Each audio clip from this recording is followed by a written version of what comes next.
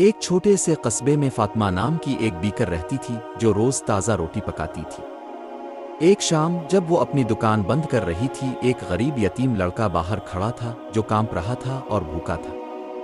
فاطمہ نے اسے دیکھا اور فوراً اسے ایک روٹی دے دی۔ لڑکے نے شکریہ ادا کیا اور کہا، میرے پاس اب کو دینے کے لیے پیسے نہیں ہیں۔ فاطمہ مسکرائی اور جواب دیا، یہ تمہارے لیے ہے، اللہ کی طرف سے تحفہ۔